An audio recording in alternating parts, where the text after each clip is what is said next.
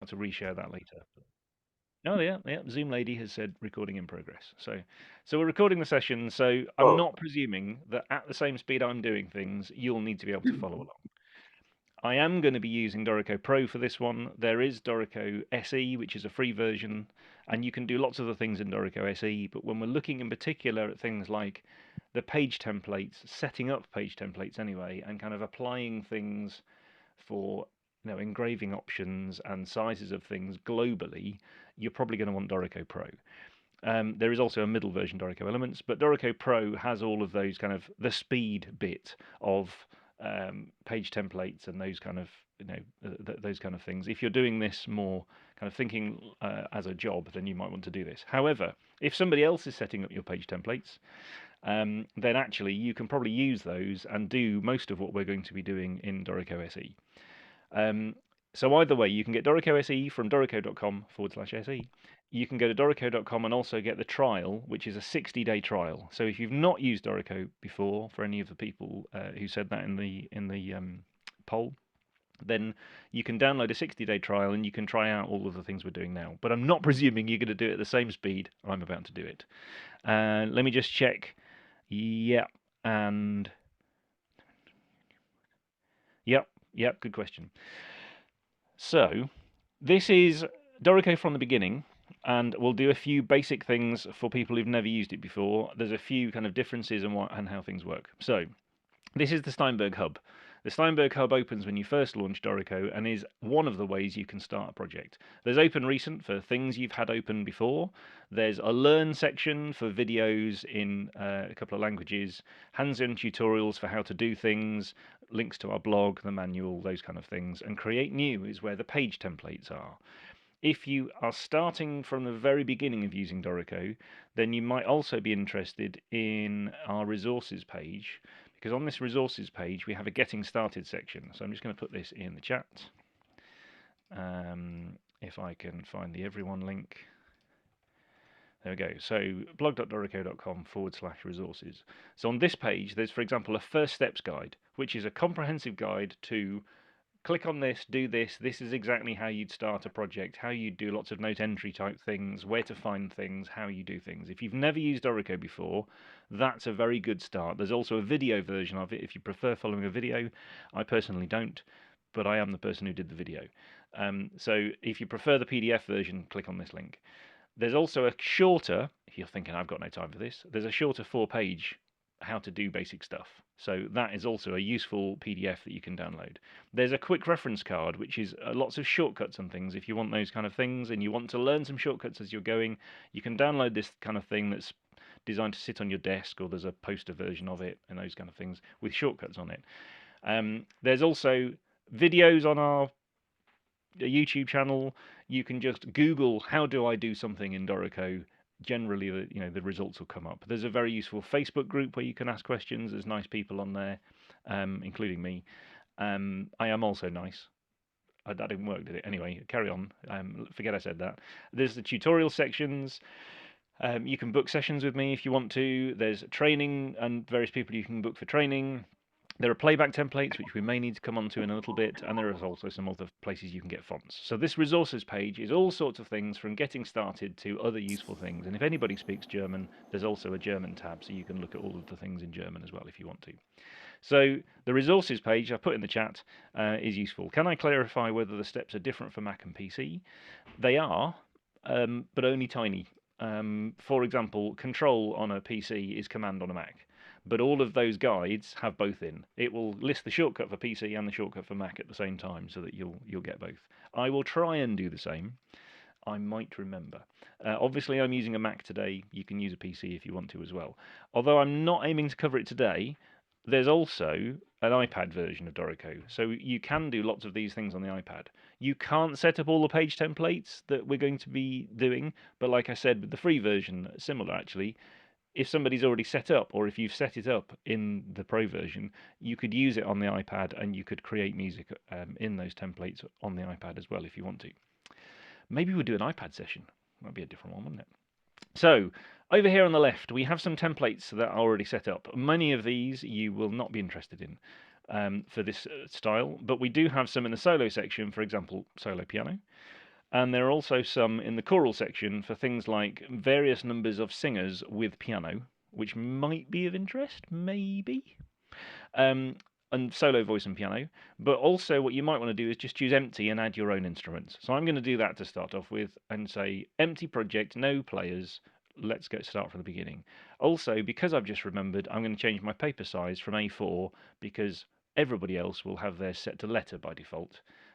It's only me, I think, in this session probably who's got A4 because of where I physically am, obviously in Europe. The other things on here I'm going to leave for now. So you can add a title if you want, you can add a composer if you want. We're going to look at those kind of things later. The rastral size is literally the size of your staff. 7mm is a good default, so we'll leave it. We'll leave the projects, we'll use multiple flows for now. We'll leave the music fonts and text fonts for now. We can optionally have a time signature and key signature. I am going to copy a bit of this music over here, so it happens to be in 3/4 and a different key signature, but I'm going to leave it and show you how you do those afterwards if you needed to. So I'm just going to literally say empty, create project. From the beginning, in the beginning, I should say, no, maybe not. We have single players, section players, and ensembles. Very quickly, single players are the people you're probably going to want to use because it's a person who's going to be playing an instrument, or in the case of a singer, it's a singer. But they can also double, which happens in musical theatre, where somebody might play more than one instrument. Section players are more likely your string section. If you have an orchestral string section, they are likely to do things like double on, or the desks are going to divide, or they're going to do divisi and things like that.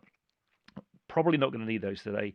And ensembles, if you have a unique ensemble that you always write for your theatre, then you could set that up as your own ensemble so that in one button you can say add my ensemble, go. But we won't need that today. We'll just add a single player. Dorico is going to ask you what kind of players you want. To start off with, I'm going to want a piano. So I'm just going to type the word piano and press enter, and it's going to add a piano. I'm also going to want some sort of singer, and you have a choice. You can say things like soprano. You can also, if I just get rid of that for a second, you can look in the singers section for various other types, which also includes just voice and lead. And sometimes those are a useful option to use if you're not really specifying. You can also say things like choir reduction, so it gives you a grand staff for SATB if you want it. I think at this point for today, I'm just going to choose voice because we're going to end up relabeling it for the different person who's going to be singing it, whether that's Kylie apparently in the beginning of this one, or there was another one earlier with somebody else's name on it. Or whether it says all women or chorus or whatever it is. We're going to be relabeling it, so it doesn't matter. I'm just going to choose voice. And then I'll press add at the bottom down here. So Dorico has now added the voice and the piano, and because it's doing it in orchestral order, which happens to work for us today, it's put the voice at the top and the piano underneath. You can change the order of things down here. So there's a little button here. If you long press on it, it says orchestral. I'm going to say none, just because actually I now don't want it to change. I don't want you to suddenly, if I add a violin, to put it at the bottom. Just because it's orchestral. So I'm going to change it here. You just right click on this option here and you can change the order options. So now I've got a voice and a piano. Good start. The other things on here, on the right hand side over here, we have our layouts, which is our score and parts. These are our players. And at the bottom, we have flows, which we are going to use a bit later on, so I'll come back to that. If you've never used Dorico before, you've got 5 modes at the top: setup, write, engrave, play, and print.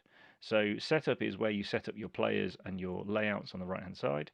Write mode is where we're going to be a lot of the time because that's where we're actually going to write some music.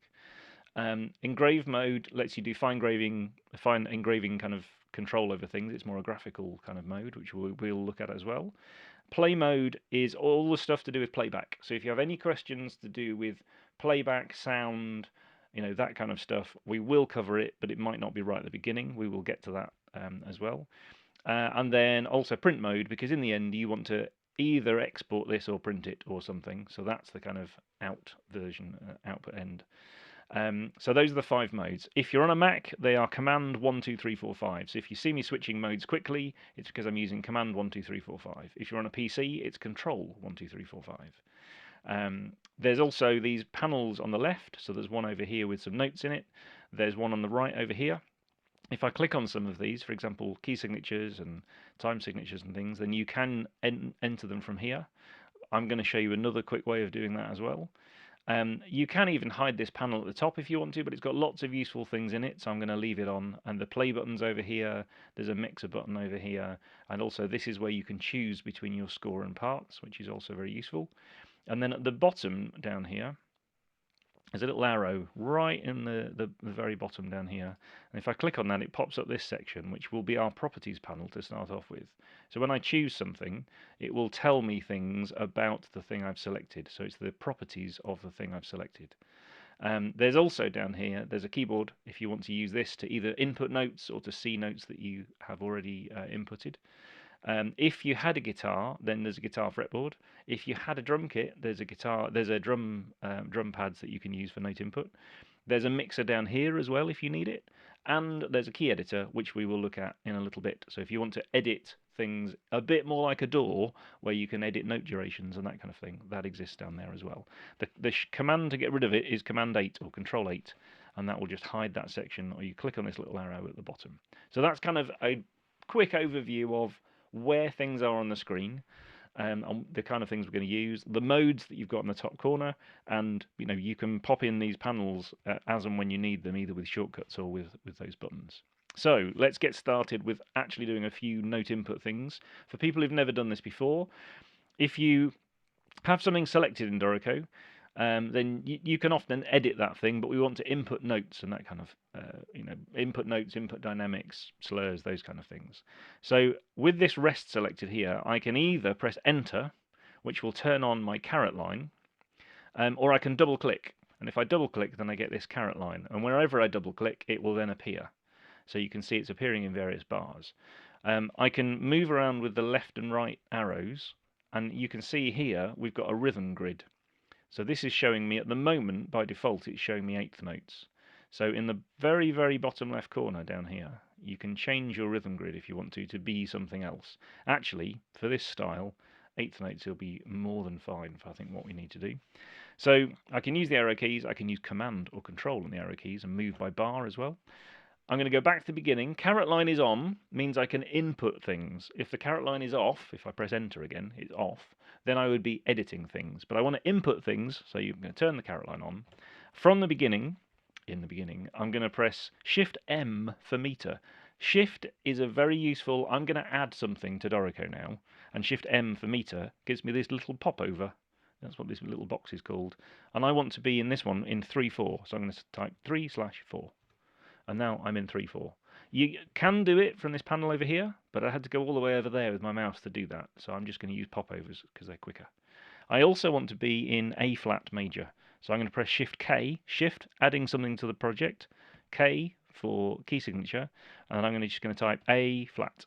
And I'm typing it in uppercase A, because if I typed a lowercase a, so if I just type A, for example, I would be in A major. If I type a lowercase a, I'd be in A minor. And now, so if I did a lowercase a flat, I'd be in A flat minor, which we don't want to be in right now, because I can't think that far on a Saturday evening. So we're going to be in A flat major, I think. So you can type in your keys. You can also, over here, like I said, there's a key signatures option. You can do those kind of things as well. If anybody wants to, no, you won't want to. If you want to write in more than 12 EDO, if you want to write in 24 EDO, or you want to write in just intonation and different tuning systems, Dorico can do that for you. But there's no way you want to be doing that in theatre.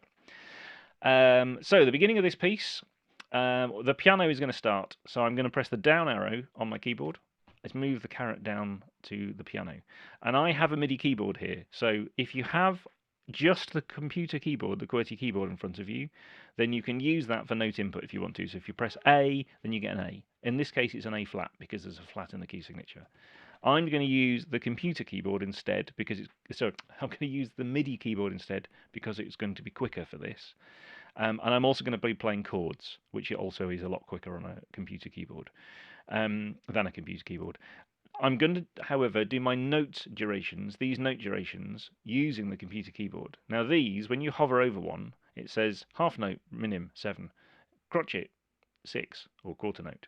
It says eighth note quaver, 5. So it tells you the little number what the shortcut is for these. Now, the idea is the numbers across the top of your keyboard, if you go for a big number, like 9, you get a long note. If you go for a shorter note, a shorter number, so you can touch type these, you know that if you're on quarter note, I was about to say crotchet, if you're on quarter note and you go left, you'll be on 8th note. If you go left, you'll be on 16th note. So you can easily touch type this with your left hand, just moving across the numbers on your keyboard. Now, that is different to both Sibelius and Finale, but it's really handy because it frees up my right hand to play on the MIDI keyboard. So now I can just choose quarter note and I can play some notes on my keyboard. They are actually the right notes. You might think, what on earth is he typing? But apparently, it is correct for this piece, so that's okay. I'm now going to press the down arrow and move over here, and you can see I'm where I am on the rhythm grid. So now I want to start on beat 2. You can see where all the strong beats are, so I can just start on beat 2, and I can enter more notes from here. If you needed to, which I don't at the moment, but if I needed to enter rests, I can just press the space bar, and it will move on by the value that's selected up here, which was quarter note.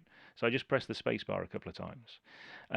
So now if I want to enter more notes up here, for example, then I can do that. And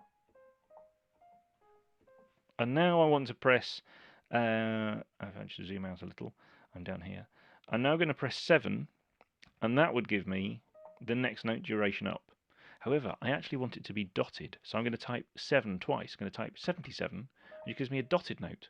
So if you ever want dotted notes, you've got quarter notes, and you've got, if I double tap 6, I've got dotted quarter notes. And if I want an 8th note, and if I want a dotted 8th note, I just type 55. So it's really quick for entering various different note durations. I'm just pressing undo to remove those because I didn't actually want those ones.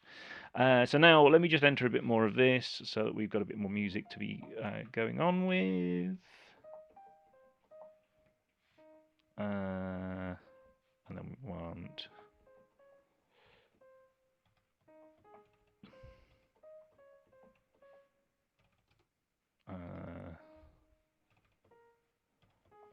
there we go.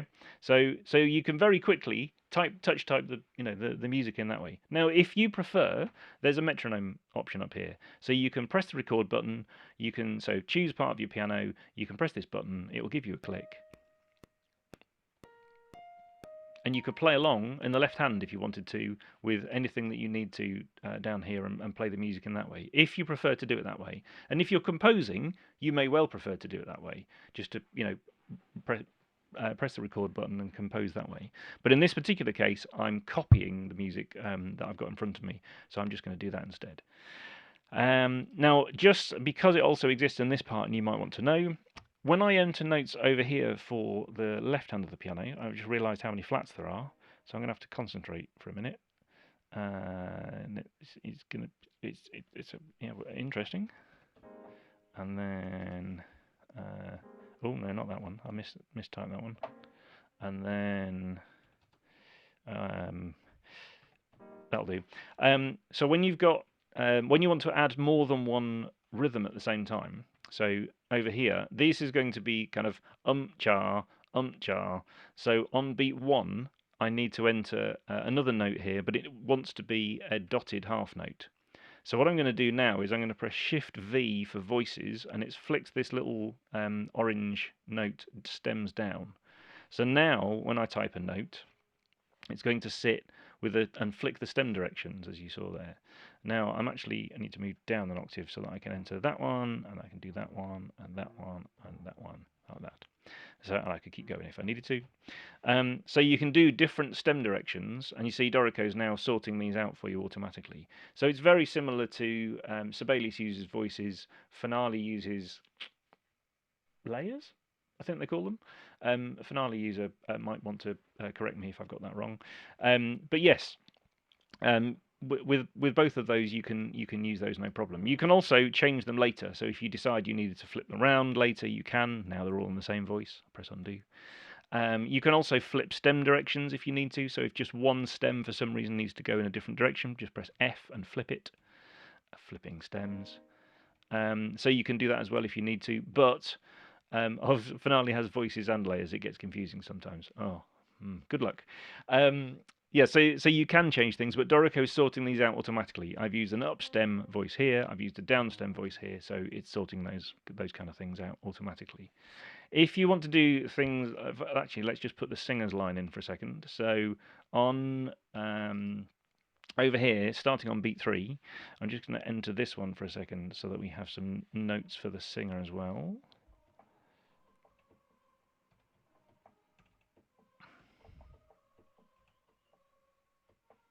And now I'm going to press this, just press the space bar to move on by that 8th note.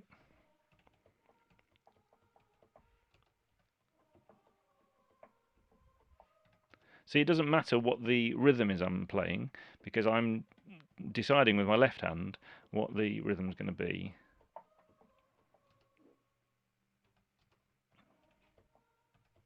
Etc. etc. So we've got some notes in here as well. So now when you want to add other items, so for example this one has where do we start? Over here. I've mistyped the first ones. Oh well, this is a good example then. So this note should actually be should actually need to change. So now if you're using some programs, when you use left and right and you select the various notes with the arrow keys on your computer keyboard, when you move up and down, it would change the pitch. But in Dorico, when you move up and down, it's going to move to the other notes that you have. So you can move around just using the arrow keys, which is quite intuitive because they all do the same thing. So if you want to move a note, you hold down the Alt or Option key. Depending on how your computer is labeled, it'll either say Option or Alt, ALT. So if I hold down that and then use the down arrow, then I can move it diatonically. So if you need to, you can move notes. You can also, if you choose a note, you can move Option Alt and go left and right. So you can move that note to the left, or you can move it to the right. And you see, it's always keeping it the same length. So this in Dorico is still one note, whereas in other programs it's two notes with a tie. But to your musician who's playing it, it's one note. It just depends on the meter whether it looks like one note or it looks like more than one note. So Dorico knows when you put things like articulations on them, which end to put the articulations. Staccato dots go on the end of a tie chain, and accents go on the beginning, for example. I'll turn those off. And also, if you're using a door, so in this mode we have down here, then it's also just one note. So the notes as I select them here will highlight down here as well. And the same if I change to another instrument, then they'll highlight. If I go down here, then they'll highlight down here too. So you can tell where the notes are. And now this G over here, if I move it to the left, then it will change the notation. If I move it to the right, then it will move over here. So you have an option which way you want to do it. I can also extend the note down here. I can extend it that way as well if I want to. I can contract it all again. I can move it. See, now I've got ties because they overlap, so I can change that. So you've got a lot of editing controls, and no matter how you like working, if you are, I know somebody said they were a Logic user, then that kind of thing, you can easily make those kind of edits down here as well. You'll also see Dorico's putting in what it says is velocity down here. If you're not you don't have to worry about those, it's doing it automatically, but basically that's how loud all of the notes are. So even without putting in dynamics, it's not just a robotic sound, it's going to vary it slightly as the melody changes. And if you record it live yourself, so if you do use the metronome, then how hard you press the keys is also recorded so that it can use that if you want to. You get the choice whether you want to use it or not. So there's a lot of options here for editing, either down here if you prefer, or this way. Even if you don't have this section turned on, you can still move them around with shortcuts. You can extend and contract notes. If you move them into the previous bar, it's going to do all the ties and those kind of things for you, and you can, still move things around and change them as you want. So it's a very flexible system. Now I'm going to choose this note here, and I'm going to hold down Shift, and I'm going to click on this one here to extend the selection over all of those notes, and I'm going to press S for slur. And then I'm also going to do the same over here. I've got that note wrong too. I don't know what I was doing when I was typing this. It's almost like I was talking at the same time. We'll add another slur there as well. And then I'm going to put some dynamics in. So dynamics, there is a panel on the right hand side for dynamics. You can click them in from here if you want to. So you could choose a note and you could say I want MP, for example. But if you don't want to use that panel, I can get rid of those. Let's delete the dynamic. I'm going to select a note here. I'm also going to select up to this point here. and I'm going to press Shift D for dynamics, and then I'm going to type MP and a hairpin, which is the thing that looks like a hairpin on your keyboard. So on mine, it's Shift, comma, and that looks like a hairpin. And then when I press enter, then it'll put the dynamic and the hairpin over those notes. You can still move them, the same shortcuts that you had for moving notes. It's all very intuitive, as to how all those kind of things work. On this note here, or this rest position, this beat position here, I'm going to press Shift H for holds, and I'm going to type pause, so I get a pause, and Dorico adds it to all of them because everybody needs the pause at the same time. Up here, the singer needs a piano, so I'm going to press Shift D for dynamics and press P. You don't have to tell it what the font is, it does that automatically. I know sometimes it's difficult in some programs. If you don't press exactly the right shortcuts, you can get a P or an MP with the wrong font, but Dorico won't really let you get those wrong. The piano also wants one down here.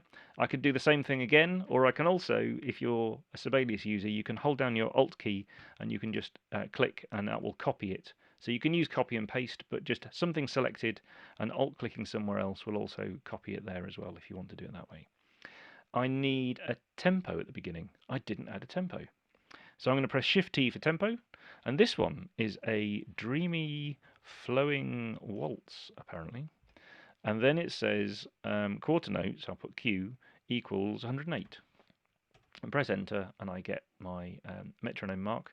If you need to edit any of these metronome marks and things, at the bottom down here in the properties panel, I'm on the key editor, but if I switch to the properties panel, then I can see here I've got the text option, whether I want it to show or not, the metronome mark if I wanted to show or not, and various other options. I could edit the metronome marking here as well if I wanted to. You'll also, when I was in the key editor, you'll notice it's also in the key editor showing me the tempo graphically, then it's showing me the pause, and then it's showing me the tempo again. So you can also graphically edit the tempo in here if you want to.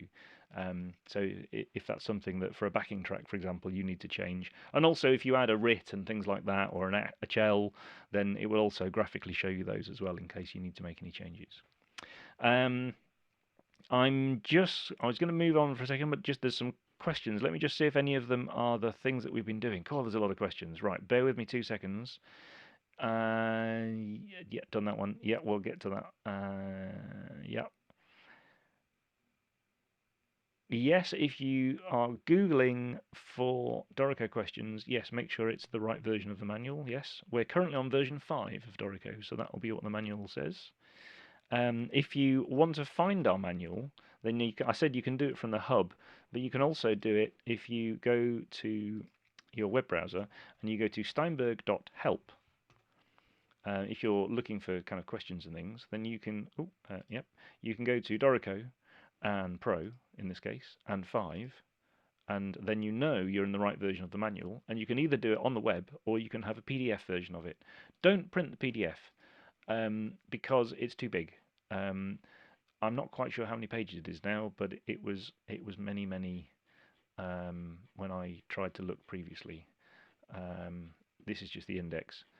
It's now more than it's about 2,000 pages probably. So don't print it, but it's a very useful. And if even in the PDF you can search it if you need to. So Steinberg.help as a website is a useful one to do.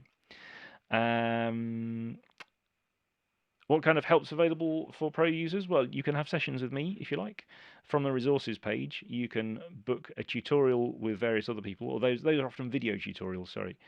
You can have a switch session with me. You can also book with some of our trainers if you want to. But to start off with, the first steps guide and the videos and things that we have here have much of the information you'll need. And maybe we'll do more sessions with NMI as well, kind of with a specific focus. A question for later, indeed, what is a flow? We will use those, but there's also a comment and some questions, so we will look at flows in a bit. I'll come back to that one. We'll come back to using that one. Just looking for questions to do with this particular bit that we're using at the moment.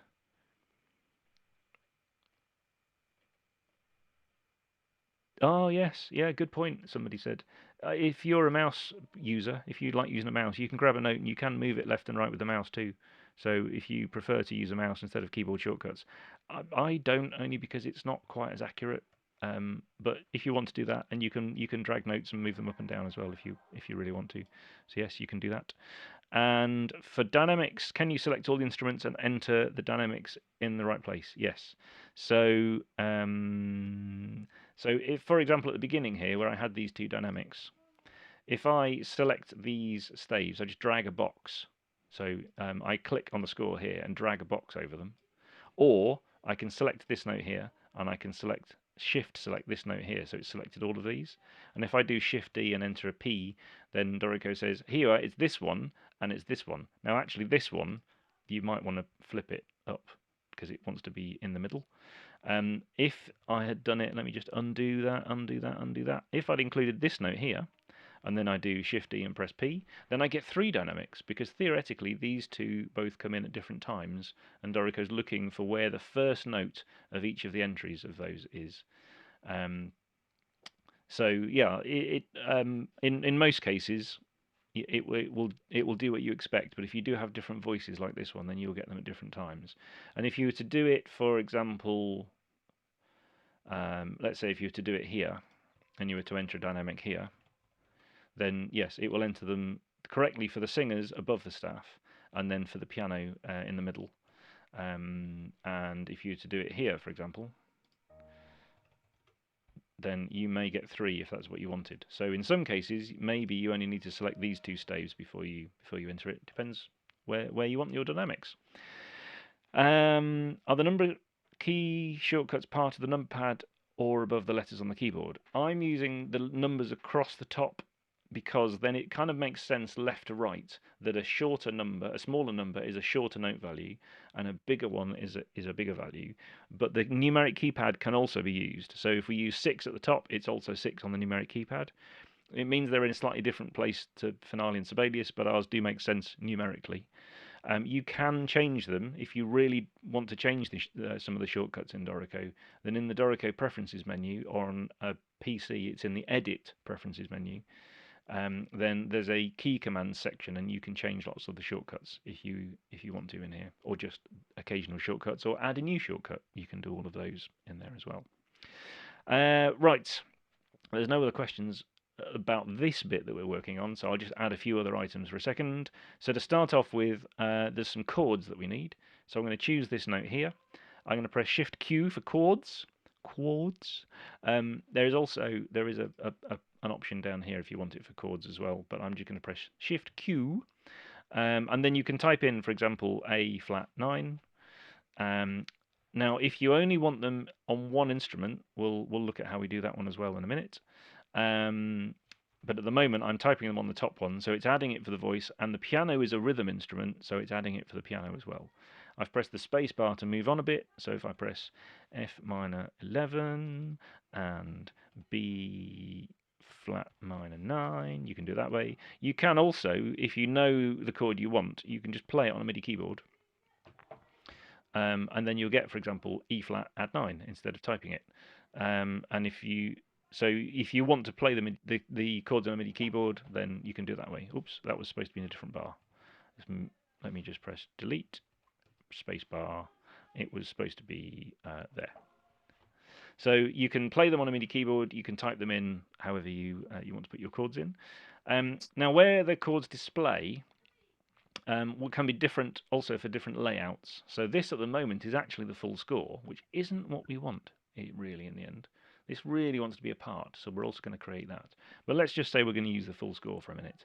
In the library menu, there's a layout options section, and this is for all of the things that you might want to change just for this layout. So for this layout, we might want to say that the chord symbols only want to appear above the top staff of the system. So if I do that, then the chord symbols only appear at the top and not in here. And that's, at least in this case, the style that I'm copying in the style guideline here. So this is what I'm copying. So the chord symbols are just at the top. I did have a question, by the way, because there was also a formatting option I saw that had this option, where the chords were just above the piano and not above the singers. So if you wanted to do that one instead, let me just move those out of the way. Then what you can also do is, in the same one, you could say above specific players' staves. And in setup mode, you can right click on a player and you can say whether you want the chord symbols to be here or not. So you could say, actually, don't show them at all, or only occasionally when I specify in chord symbol regions. So if you need chord symbols to only show up in a particular instrument, you can do that. By default, Dorico, when you add a chord symbol, will add it to any rhythm instrument, apart from drums, of course, because they don't care. So any guitar part, bass part, different types of keys parts, piano, organ, those kind of things, they will all get chords automatically. You don't have to copy and paste them to all of the other instruments. They'll just appear automatically. And other instruments, like a tenor saxophone who's doing a solo, can optionally have the chords all the time, or just during their solo, or just where you specify, that kind of thing. So those options are available. But I just wanted to kind of show you, because there are a few options for this style as to how you might want your chords and where you might want your chords to display.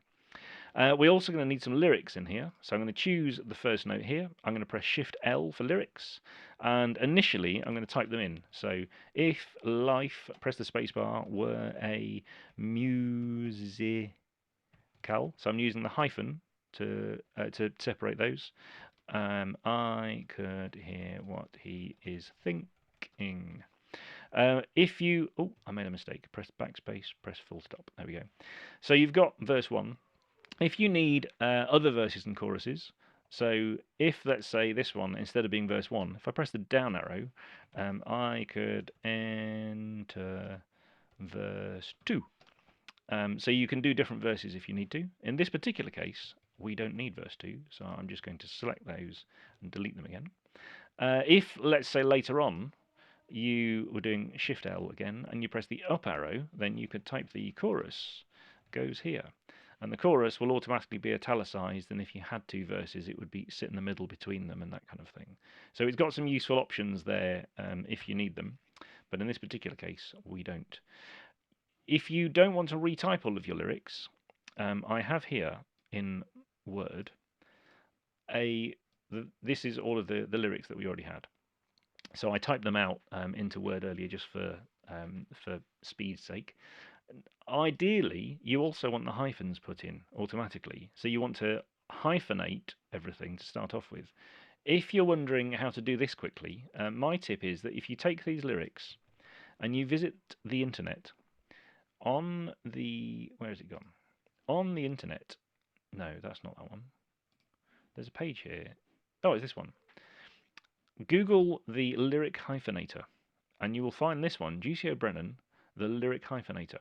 So you can take these lyrics from Word, copy, you can paste them into this box, and you can press hyphenate my text. And then you'll get a hyphenated version. So then you can take these lyrics here and press copy, and you can go into Dorico, and I'm just going to delete these. You can now just say Shift L, and I'm just going to press paste, pasty, paste, paste, paste, paste, paste, paste, paste, paste, paste, paste, paste, paste, paste, paste, paste, paste. So it's Shift V. Just keep going.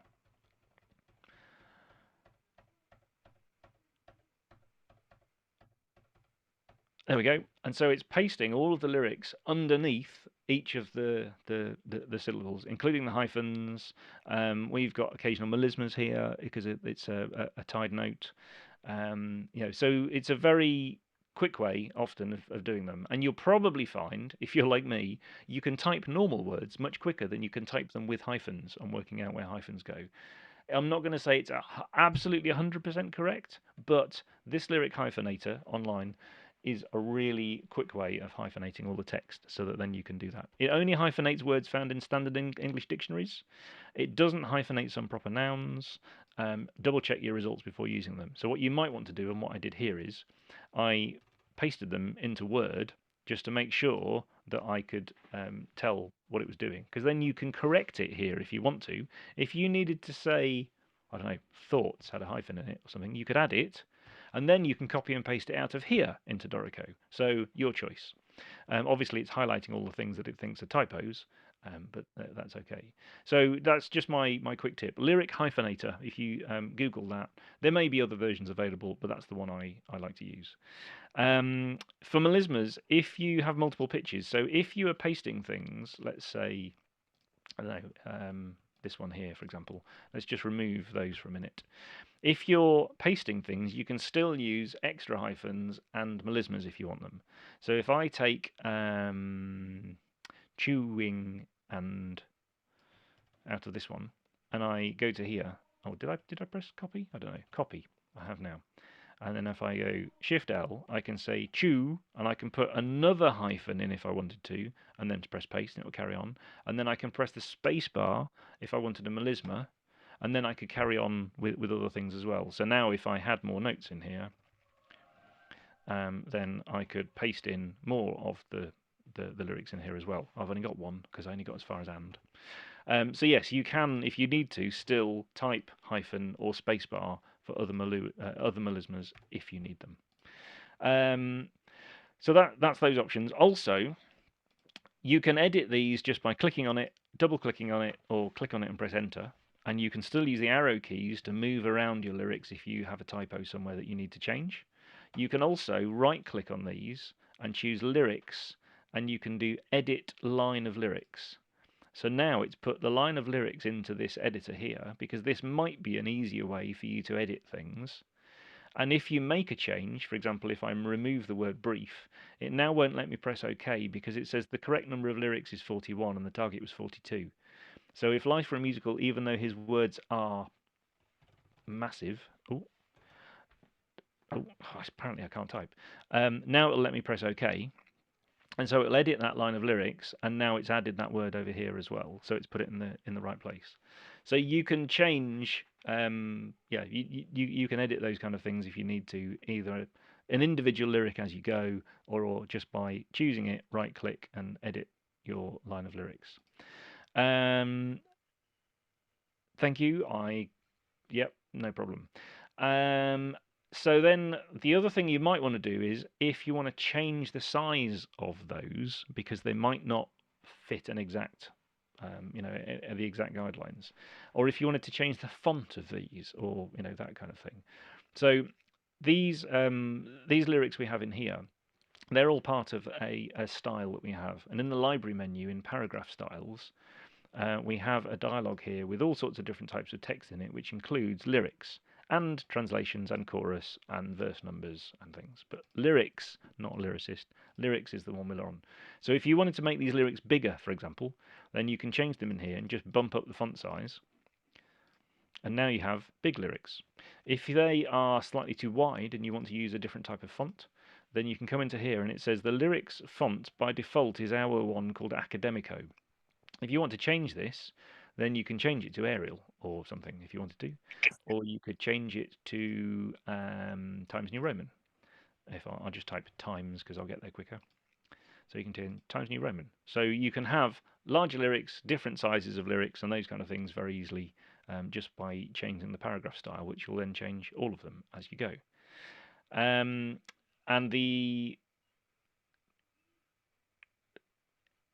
can you highlight all the notes that have lyrics to paste them all at once?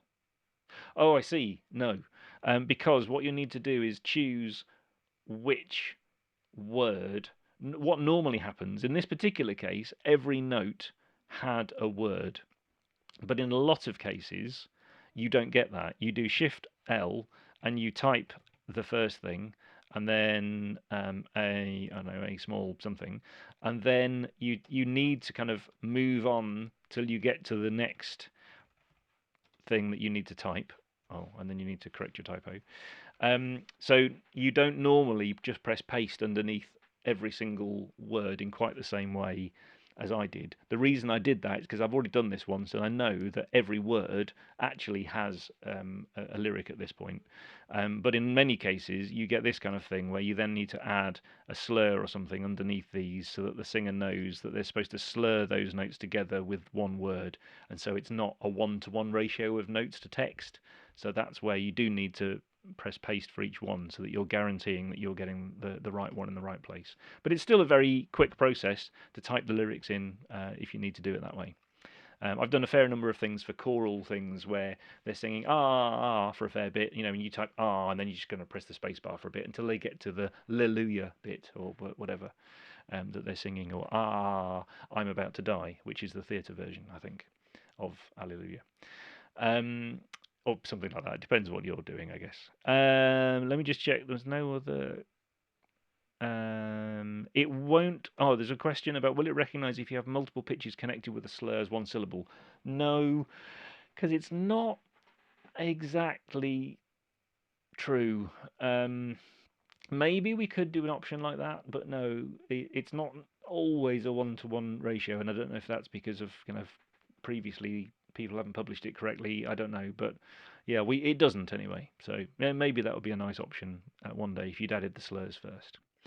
Now, so my aim for this one is to do one last thing, and then if it's all right with you, we'll have a quick break in case anybody needs to make a cup of tea or whatever it is you drink, or you need to do the thing that happens after you've had a cup of tea.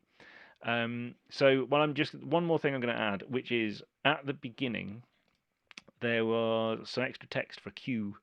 So I'm going to click on this first bar here, and I'm going to press Shift X for text. There is, if I click on this, and also down here, there's a T for text option over here, but I'm not going to use that one. I'm just going to click on this bar and press Shift X for text. So now I've just got a text box that I can type things like text in. So this one is a Q for Shane. Don't worry that it's sat over the top of everything for now. It's fine. It's good. I'm going to press Enter, and then it says, come on, forget the veggie thing. I wish I knew what this was actually about. When you get an out of context bit of music, I'm going to press Command Enter just to OK that. So now I've got this bit of text and I've got this bit of text up here, and I want to move them. So in engrave mode, you can graphically change things. So instead of the slur, for example, in write mode, you can edit the ends of the slur and make it sit on the right notes, and it's just jumping to the correct notes. In engrave mode, you get full Bezier control over the curvature of the slur and exactly how it looks and sits and everything else. So if you do that for text, you can now drag these bits of text to wherever you want them to put. So that Q can go up there. This text can go, wherever you want it to go, etc., etc. Apparently it's about two people on a first date where one's a vegetarian and one is particularly gross carnivore. That almost feels like it was written by a vegetarian. That comment in the chat. Anyway, so then there's another Q later on. So back in write mode, in the next bar, I think, maybe the Q happens in a different place. Shift X, and this is Shane says, let me buy you some beef. So, I probably should have moved this later. Now I'm going to just put that one back down there. So you can move these around, put them wherever you want them, and they are attached to the bar. So if the bar moves, if you write more music in this bar, this text is attached to the bar. So your cues will be attached at the right point to the particular bar. Now in this particular case, I'm presuming that these cues only need to appear in this one part, and we're going to look at kind of how we put some parts and things together in a bit. And the very last thing I want to look at is over here, where the person starts singing. Presumably, we're going to attach it to this note. I'm going to say Shift X, and I'm going to put their name, which is Kylie. Now, this one here, this probably wants to be in a box. By default, Dorico doesn't have a box text, but don't worry, I made one. So when you go in here and you've got your paragraph styles, and this is where we came earlier for our lyric sizes of things, there's also various other things. Now the default one I'm using at the moment is, funnily enough, called default text. But what I did is I chose default text, I chose the copy button, which is this little thing down here that says new from selection, and I made a new one called box text. I also made box text TC, and I can't remember why I did both. Anyway, box text will be fine. I think also I've sometimes made one for singer. So you could say it's a singer's text or a box text or whatever you want to call it. Doesn't matter. You set a border on it. You can set the padding if you want to. So if you want a bit more padding, left to right, for example, if you want this to be, 2 points, either side, whatever. If you want to change the border thickness, because sometimes people want it to be a particularly thin box, you can do that. So now when you're entering your text, you have these styles, and you can say you want box text for that style, and you'll get a box on it. You can also, because you're going to use these a lot, so my top tip is for this, when you're setting up your paragraph style, make sure you tick this star. And it doesn't mean it's now theatrical. No, it's not that kind of star. It's this one is save as default, which means if you created that and click the star, it now exists for all new projects you set up on your computer. But also it means that in the preferences, if you search for the word boxed, you now have system text and just general text, box text, that you can make a shortcut for it. So that you now have a really quick way of saying, I want this to be some shortcut that I've created.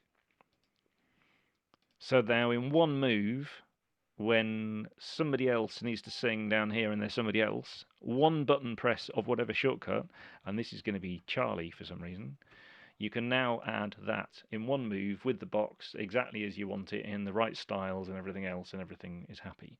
And if you then decide in the future that for some reason the box is not big enough, the font's too big, too small, or anything else, you can come into here and change it. And because these paragraph styles, they will all update so that you've got one easy shortcut way of doing it and an easy way of creating those and editing them and changing them later. So that's the first bit. I'm going to worry about page titles and formatting and various other bits. But we're getting closer now to this initial page of, some cues, some box text, various other things in this one, and some lyrics and various other things. And you can justify it right instead of yeah. You probably could justify it differently if you wanted to. Can you make the box text stick to the note where you started it? We like the colon in the box to line up. Oh, so that was Steve answering your question. Yes. So yes, I did wonder when it said Kylie. I also wondered if you were adding it to the previous note or position, but I presumed you probably weren't. But yes, so let's look at those. So we're just over the hour, so let's have a break for 5 minutes. Is that right? Yeah. I got at least one nod. Um, I'm impressed that Trevor's still walking. I'm not sure where he's got to now, but he's still walking. So if we say 5 minutes, Yes. And then That'll I be make that. around 11 minutes past the hour, 11 or 12 minutes past the hour, wherever you happen to be on the planet. How about Yeah, that? yeah. All There we right. go. Thanks, folks. Okay. See you in a minute. Has he fallen off?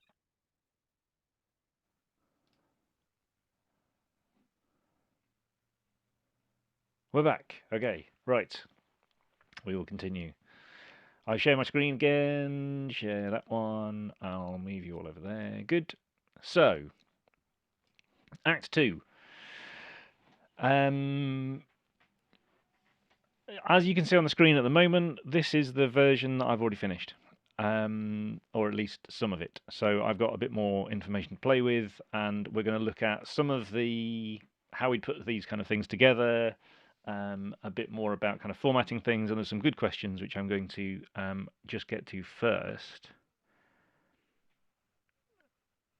I don't understand the question Adrian just asked, though. Will you be using note/voice characters at any time this session? Can you expand on that? I'm not sure what you mean. I'll just answer a couple of others in the meantime. So somebody said, oh yes, sorry, we were looking at these singers' text. Yes. The last thing we were just looking at was in paragraph styles, as Steve put in the chat actually, boxed vocalist in this case I've made. You can set the alignment to be right aligned if you want, so that these would sit right aligned with the note. So yes, you can do that as part of the style if you want to. Somebody else then asked me the question actually directly. Typing the names in the boxes isn't efficient, so you can create a thing that you can use at various points. You can do that. I don't normally. I'll explain why. Unless you absolutely know that this style is correct, I don't want to make this into a single object in case I need to add something else to it, or I suddenly realise I've done a typo in that person's name and Well, actually, that would be easily changed. You could change the item, but for some reason, I think it's more likely. You suddenly realise that you want the box actually to be slightly thicker, or you want to change the font style. Those kind of things. They can be a bit annoying. But you can do it if you want to. Over here, there's a playing techniques section, and this is the mostly abused section in Dorico because you can add all sorts of things. But you could make in here if you wanted to. Oh, it's behind my Zoom window. Sorry, bear with me. You could make into here a thing called, I don't know, Jeff. And you could style this Jeff thing however you wanted it to be styled. And you can put the text is called Jeff, and you could add a box to it if you wanted to, and you can add um, the various font styles to it and that kind of thing. So you could say that you wanted a, I don't know, maybe I should have made one for this as well. But let's say we'll use this one for it because it's different. You can make it into a glyph. You can add symbols. You can do all those kind of things. And whatever you do to it, then if you press OK, you have on the right hand side here a Jeff. So when you click on a note, you can add a Jeff, and you can have a shortcut to add your Jeffs as well if you want them. So you can do it as a single item, but I tend to just make a thing I want, and the next time that person needs to sing, I choose that one and I alt click, and I get the same thing again with the same paragraph style. So I don't know. Yes, you could do it that way if you wanted to. You could make a playing technique, but the advantage of this one is that if this one just needs to change a little bit, um, or something. Oops, typo. Entrace, entrance. Oh dear. Oh dear. I'm not typing at all well, am I? There you go. You can at least edit one of them if you want to, and make easier changes to it. But yeah, you could do it the other way with a playing technique if you wanted to. Oh, can you use voice colors? Sorry, yes, you can use voice colors. So when we were looking at adding these voices earlier, if you go to view and note and rest colors, you can turn on voice colors if you want to, and it all becomes really colorful. So each voice, each voice on the staff basically gets its own color. So if you're ever confused about which color a voice is in, then yeah, you can use that one if you want to. The default is for notes out of range, so that for not really for piano but for singers, there's a nominal range, and if they get a long way up, then they go bright red, because that's the same color as the singer who's trying to sing that note right now. So yeah, there are different colored options for those. And you'll also notice that when you move notes, the staves move apart. One of the advantages of Dorico is that it's going to kind of add space for you for things as and when you need it without having to drag staves. And really, dragging staves around is a bad idea in any notation software, even in Sibelius, even if we did make it easy. So Dorico will do a lot of those kind of things for you, following the various standard rules. Now, formatting type things. Um, so this one here, you also see it's on slightly different color paper. So what we started with to start off with was the full score. So this is the full score, and I've not really used the full score very much. Once I'd added a bunch of the notes and everything else. And this could also potentially have other instruments in it. So if I choose this one and say I also want a jazz guitar, for example, which I'd added previously, then you can have more instruments in this one if you want to. And also the jazz guitar has also automatically got chord symbols. We could give him slashes, oops, if we needed to, and that kind of thing. So if you needed to add other things to your score, you can do.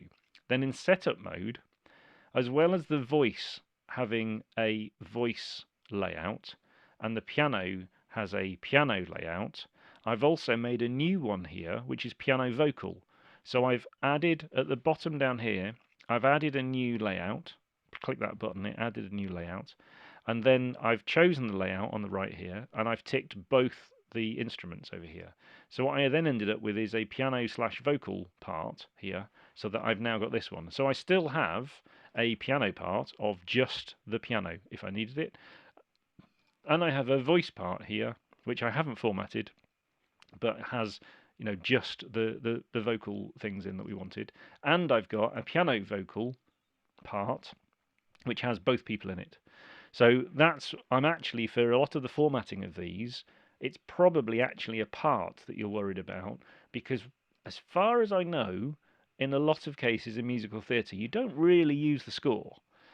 Um, You might, as a composer, when you're setting everything up, use the score to put the things in, but you don't really use it for printing it or anything else. You're really making a piano vocal or similar for an MD's part, basically. So that's where I would use this one.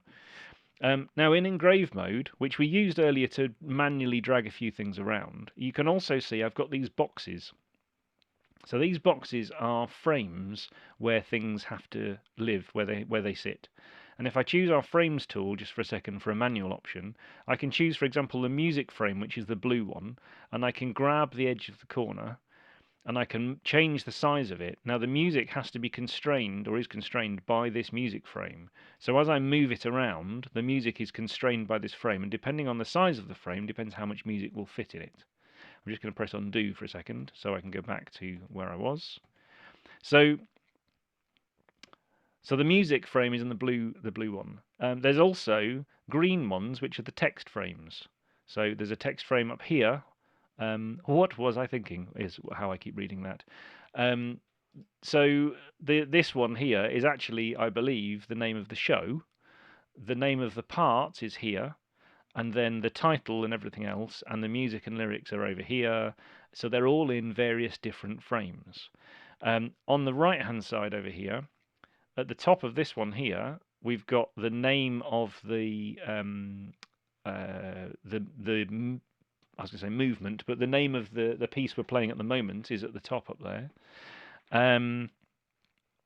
Which is the name of the person who set Kylie up on the awkward first date? Oh, okay. So this is the vegetarians or not again. That's good.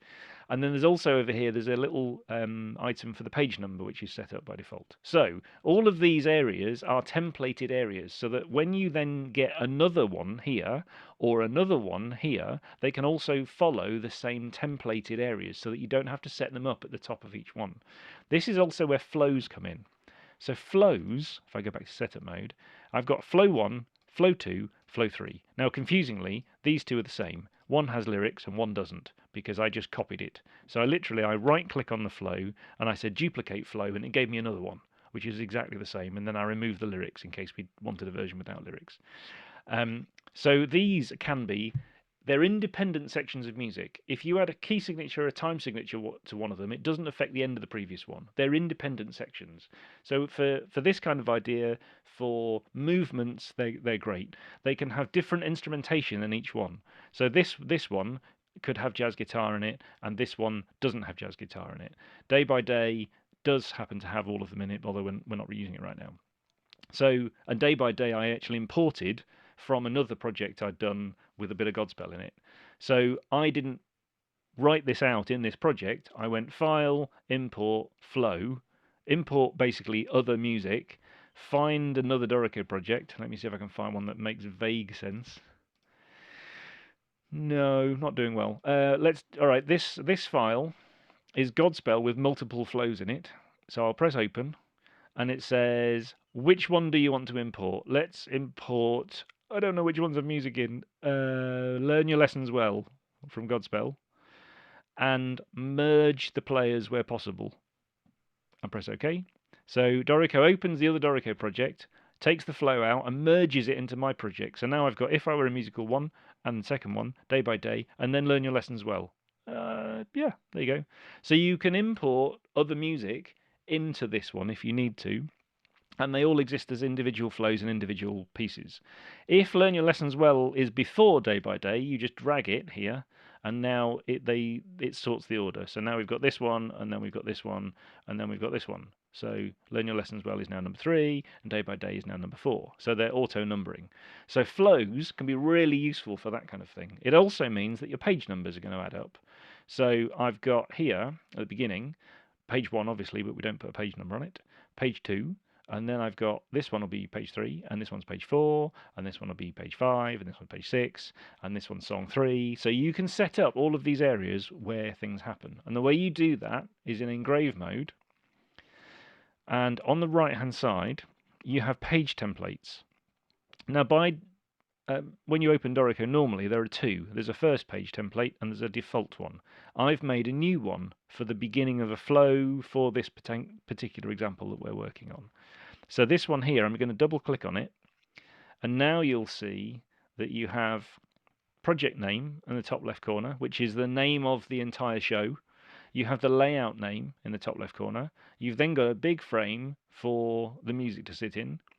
And then in case it happens on a right-hand page, you've got the same thing over here, and there's a copy button at the top. So to start off with, that's how this is framing all of these sections at the top.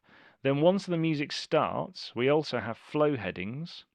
So each flow has its own heading section, and in there we've got the flow number, the flow title, the flow artist, and the flow work number if you want it, because I've added a few options, and then the flow composer and the flow lyricist. So this is templated areas where the music will always sit at the same sizes, and the same styles and everything else. And then all you need to do is, so let's say over here, learn your lessons well. So if I go to File Project Info, when you import this or you're creating a new flow or anything else, you can come into here and you can say what all of these options are. So if you've got a composer here, mind blank, who did God spell? Oh well, for now I did, because that doesn't matter. And you can have a ranger or a lyricist if you want. I wrote the lyrics, but I didn't write the deputy. No. What else were we using? Was it work number or something else? I can't remember. It might be this one. So let's say this is 1, 2, 3, 4. So you can fill in all of the various bits of this. Press apply, and then it will fill in these details for you because they're all templated areas. And the project, that was fine. So you can you fill in all of these areas and know that they're all going to sit then in the right areas with all of the right bits of information. Stephen Schwartz, of course it was. Well, I've just added my name to it. Sorry, I didn't mean it. So you've got these templated areas. So now I don't want to go into kind of too much detail because everybody's might be slightly different. But it may be that if NMI say, here's our template, they could actually just give you a Dorico template, and down here there are page template sets, and you can import a page template set with everything in it that you need. So all you need to do is just fill in the information, and where things sit will happen automatically. Or it may be that you create one or somebody else creates one and you're just using their template and you won't need to do this every time. So that could be really useful. Is there a flow page number that can be used in the layout? So when you're in any of these areas, let me just go over here, and you're adding these. If you just right click, it will tell you all of the things that you can add.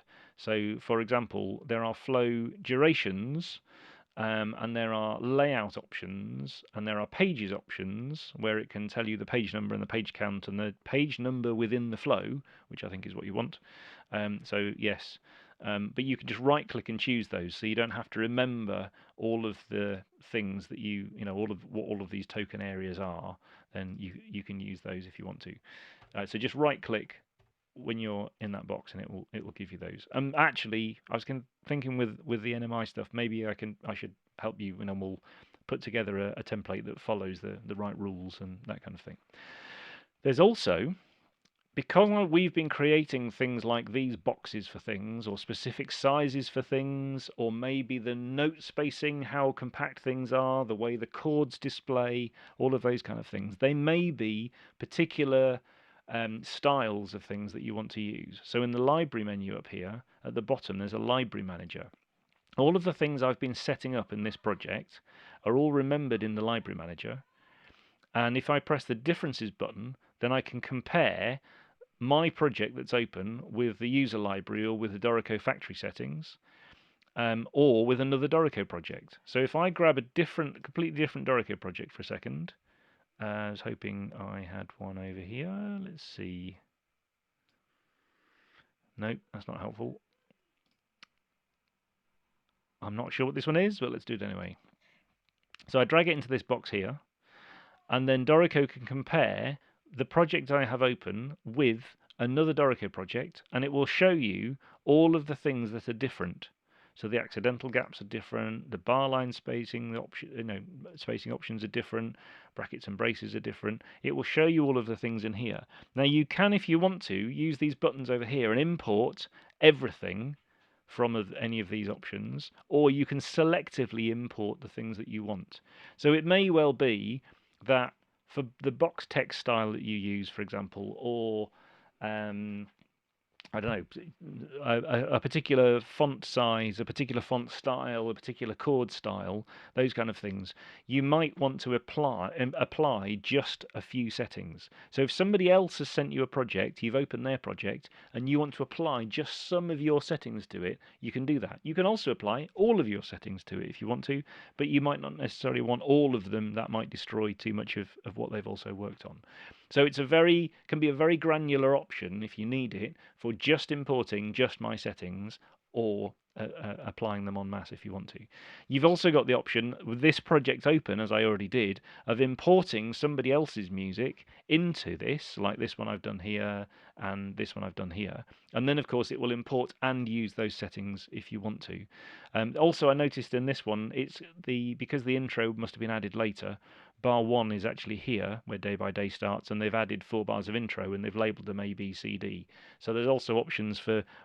I know there's plenty of times where the bar numbering changes, or 2 bars get added, and you have 8A and 8B and 8C and 8D, and then it goes bar 9. You can do those kind of things in Dorico as well if you need to. Yes, please, to using a template for musical theatre. Yes, and maybe I'll do it, Steve, or whoever, yes, we should make something that then matches those guidelines. There's a few things as well on kind of staff size and that kind of thing that I would also want to check to start off with.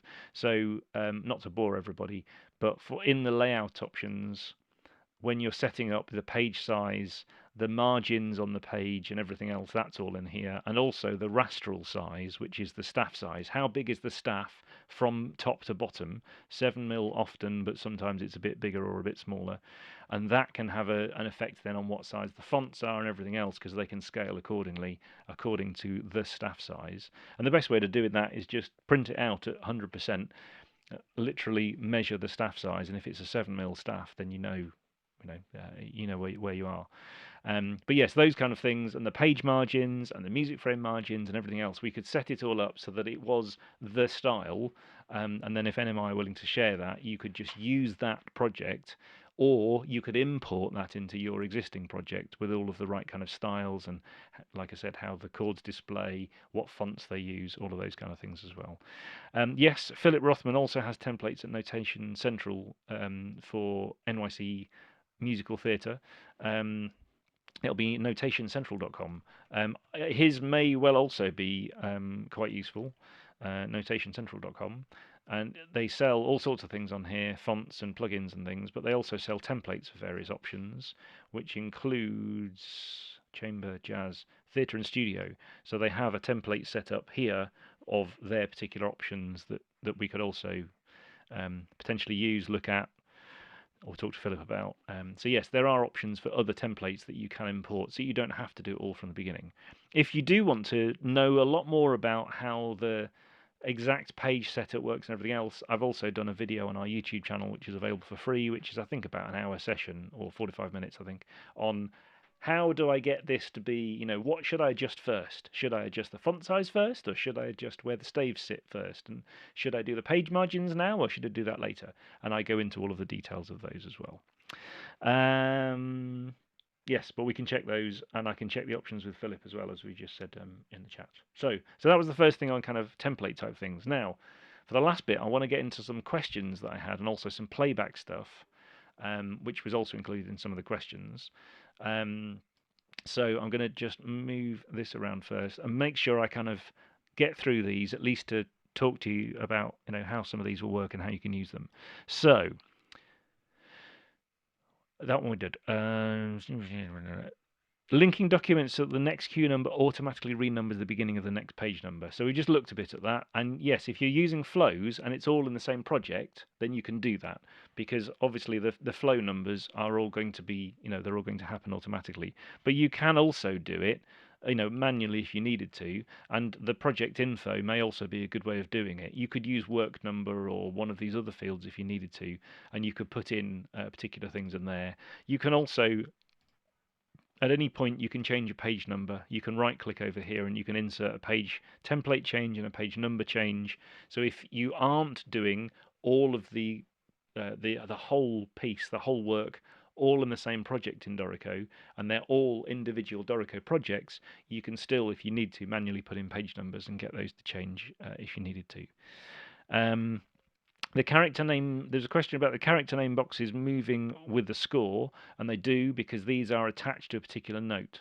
So if, for example, I add in, if let's say in here we now need to add 2 bars, I do Shift B and press 2, and I'll get 2 bars added. Multi-rests are on by default at the moment, but I can turn those off again if we don't want them. So if you want to come into here and say that for players you don't want multi-rests, then that's fine because you want to be able to write some music into it.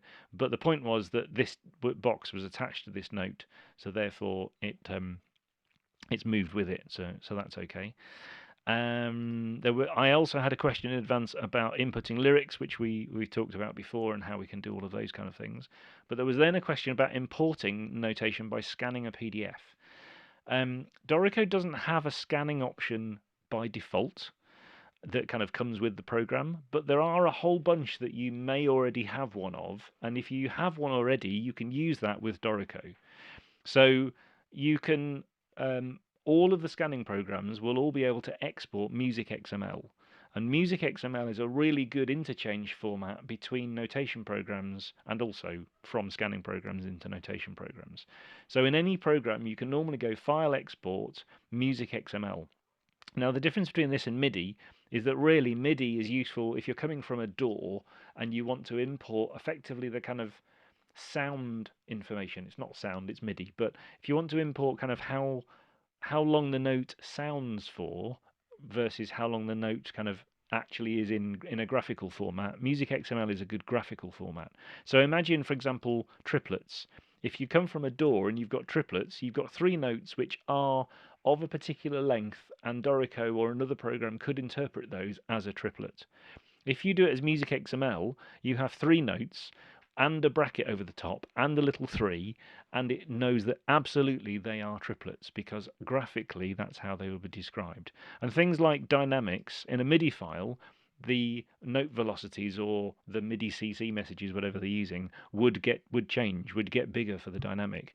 But you wouldn't get a hairpin, you wouldn't get an MP on there. But a Music XML file, you would get a dynamic, an actual text, and it knows if it's sat above or below the staff, and it knows where the dynamic is and which notes it's attached to. So Music XML is a really good option. If you want to scan some music, to be honest, at the moment, I recommend going to PlayScore. I've tried a few, and there's Music is another one, and you might have Photoscore if you use Sibelius, or is it Smart Score, Smart Scan? There's a few others, but this one you can just literally use your phone, take a picture of some music. It will save you a music XML file that you can put into Dorico. However, it's always a case of it really didn't take me long to type this in. So, is it actually quicker to scan things? It depends. It really depends what the music is. I often don't end up scanning it and end up putting it into Dorico, but if you want to try it out and try something, try having a look on your App Store, Android or iOS, for PlayScore 2, and try that one out because you can do that with Music XML. And like I said, if you've already got Sibelius and Photoscore, then try it with Photoscore, and then you can import that into Dorico as Music XML. There was a question about, while we're on formatting things, how to format a big chunk of dialogue which takes half a page. Well, you remember when I said we were talking about page templates? Let's say on this page here, why did that end up? Oh yes, because I made a big entrance and it was left justified. I wonder why that was. So let's say on here we've got a big bit of dialogue that we want to include on here. Well, in engrave mode, you can also make manual changes as well as these page changes over here. So while you can, you could move these staves apart a bit if you wanted to. There's a staff tool here for moving this staff, and you can move it down a bit if you needed to and make some space. I'm not sure that's always the best answer, but it does at least tell you over here that you've applied an override. So if you need to delete it in the future, you can click on that and press backspace and put it back. So you would have space if you wanted to add text that way. The other is you can use our frames tool. You can click on the music frame and you can say that the music has to end here, or wherever you want, and you'll see that it will change slightly. And then you can say that the music, if I grab a music frame, has to restart. Let's say oops, let's move that down a bit. So let's say that one needs to restart here. And if I say that it uses frame chains, it's a bit like an InDesign graphics program where you can get the music to flow from one to the other. So this one says MA. So this one, if I also make it say MA, the music will then continue in this one down here. So it starts up here, it continues down here, and then it flows onto the next page. So I've made a whole bunch of space in the middle. I can still resize this if I need to. So if I need to change the size of this, and I can now, if I need to put text in the middle, either attach to the staff or even as a text frame. So if you've got a really big bit of dialogue in the middle, then you can say this is a really big bit of dialogue in the middle, and you've got formatting options, that you can use for these. If it's a really big bit of dialogue, then maybe it's literally a big bit of dialogue. I don't know. Oh, that's not big enough. So whatever, but whatever you need to do. There's also image options up here for graphics frames. So either as part of your page template, you could have a small graphic in a corner somewhere if you wanted to, or if you needed to add a title page or a graphic or that kind of thing, then you can do those as well. So there are a few ways that you can do this. The only caveat I'd say is that do this kind of thing at the end, because this is applying to page 2. So you don't want to do this and then decide that you're going to move things around because the dialogue will be on page 2. If you've done it differently so that it's not attached in here, but the dialogue is attached here, so the dialogue is attached to a note, this is in effect a really large queue of text and dialogue that appears around here somewhere, for example, then you could do this, and this is now attached to the music, so that's not quite as bad. But these changes that I've made to the music frames mean that change happens on page 2. So it's ideal to do them towards the end of the project. But I think it would be good if you want to send me a specific example of how would you make this, and then we can look at the best way of doing those as well. There were also some questions on playback type things. So let's say, I don't know, one of these. This one will do. Let's say on one of these pieces we wanted to add things like a drum groove and that kind of thing. If I go into setup mode here and I add a drum kit, drum set basic will be fine. I'm going to go to my score for a minute because I don't really want the drums everywhere, but they will want to be in the score. So for this, we're maybe presuming that what we're going to add is some drums to this, and we're going to kind of maybe it's a backing track type, backing track idea. Yes, you can use a custom page template and position those. Yes, because you can move the template. Yes, Adrian, sounds like you know what you're doing with that, and you've had a specific example of what you want to do. So yes, that would be good. So what was I doing? It was learning lessons well, I think, wasn't it? Yes. So in here, let's say learning lessons well wants the drum kit, and we're making a backing track type thing, and we want to add a drum riff, or you want to notate some part of the drums. That's fine. So in here, you have a drum kit. And I said earlier, you can notate your drum kit, and you've got all of the various options that you'd need. So you could, you've got your snare and crash and everything else if you wanted them, but you don't want to necessarily start from the beginning and making your own kit that way or your own rhythms. So what Dorico also has is all of the sounds are loading with VST instruments automatically. So this is the drum Groove Agent drums it's using, and Groove Agent happens to have some patterns with it. So if you're in your score here, let's say from bar 1, and you're using your key editor, then you can grab one of these drum riffs and you can drop it into the key editor, and then you can then have Dorico notate that. Oh, I missed. Oh no, I did do it. It's just being a bit slow. Huh. I was being impatient. So now I've now got this rhythm in here at the tempo that we were using for this piece. And you can also do things if you need it, like if you don't need this to display, then you can tell Dorico that actually it's just to use slashes for these, and so it will play.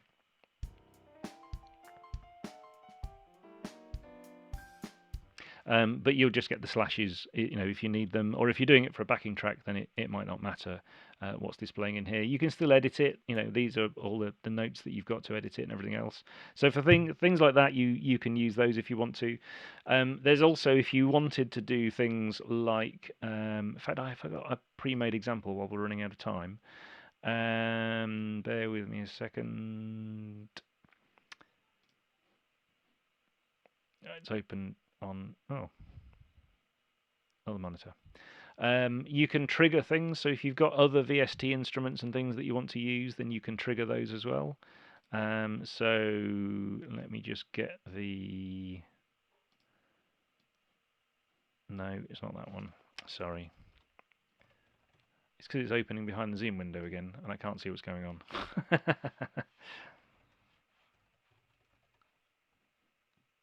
Here we go. This is one.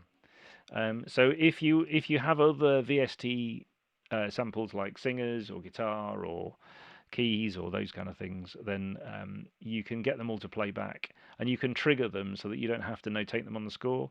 So, for example, in this little example here, it's going to load with Groove Agent. It's going to load with our normal Hallion player.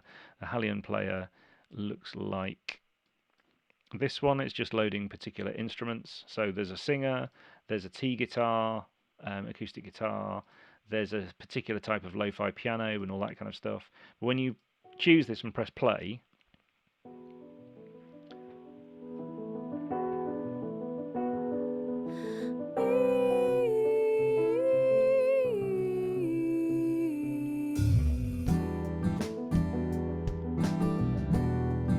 so if you've got, this is literally just triggering. It's not notating anything. It's just triggering the guitar sample. The singer, it was triggering a little riff that was preloaded.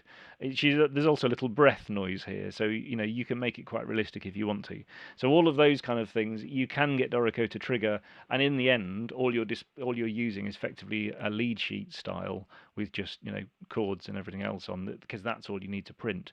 But when you then need to go to File, Export, and export an audio file for an MP3 to send to somebody, they can actually hear more realistically what it looks like without having to put it in the DAW and kind of add all the things in there. So you can get Dorico to do that kind of thing. There was another question about for things like singers, the ones that I've used in here in this project we've been doing will when it reloads in a second, they will just go basically. And what in a lot of cases people prefer to use an instrument sound instead for things like this. So instead of a voice singing I mean these ones they're okay, but sometimes for a bit of clarity they prefer to use a clarinet or something like that. So in play mode, where all of this stuff lives, you can load the Hallion player here. Well, it loads automatically with the voice sample in it. If I click the little E, then it will bring up the Hallion player, and it says on channel 1 we are using sustain R, and you can go to the edit section and you can find out which instrument it's using and that kind of thing. But on the right hand side over here, you can say actually I would like to use a clarinet instead. And I'm going to say I'm going to use it from a particular library, so the HSO library that comes with Dorico. So I'm just going to double click on clarinet. So now it's going to load a clarinet sound instead. I also, for reasons I won't go into right now, I need to make sure that the clarinet is also using the right expression map so that it knows how to do staccato and slurs and that kind of thing. So I'm using HSO, so I'm just going to say HSO clarinet solo, so that it will also know how to, to do those as well. So this.